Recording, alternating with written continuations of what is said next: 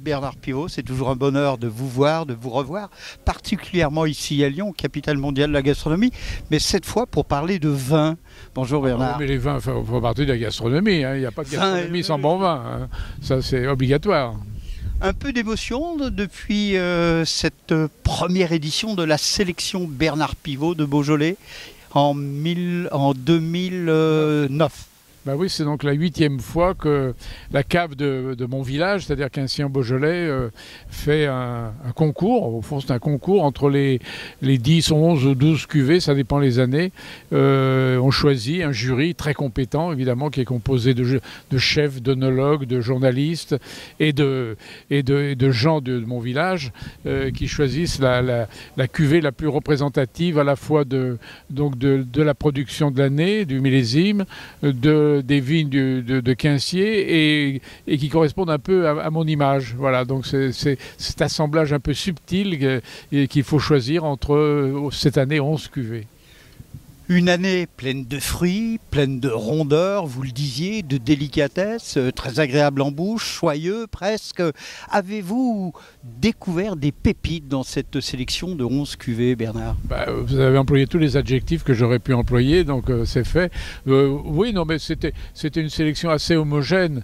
Il y a 3 cuvées qui ont émergé finalement assez vite, mais on peut dire que les 3 étaient très très bonne, et celle qui a gagné finalement c'est comme au sprint, dans un coup de rein du sprinter, elle l'a emporté sur les 2 autres. C'est une cuvée, mais je veux dire que les 2 autres auraient été choisis, ça aurait été aussi bien, hein.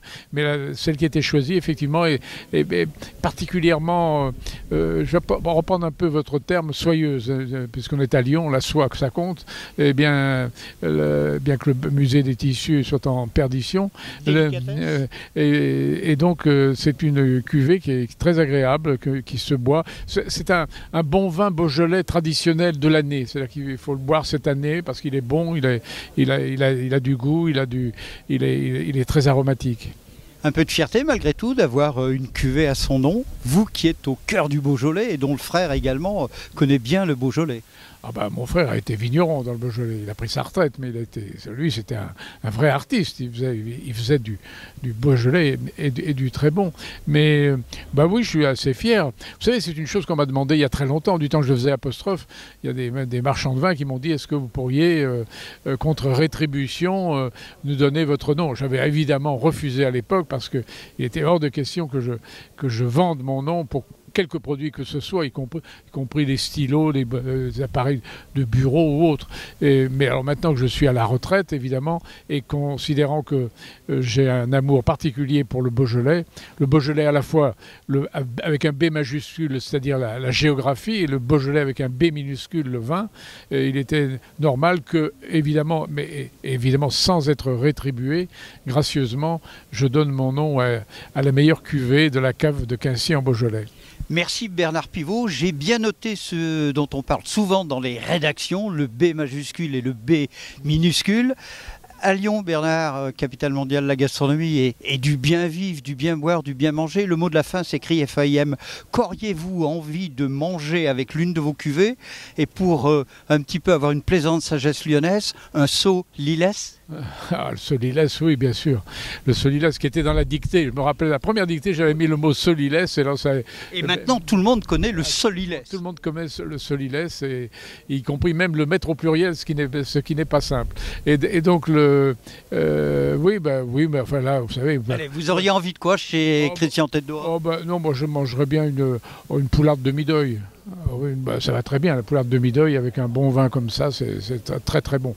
Mais je pourrais aussi manger, tout simplement, des cochonailles, hein, tout simplement, du bon saucisson de Lyon, du Jésus, un saucisson à la pistache. On a le choix. Hein.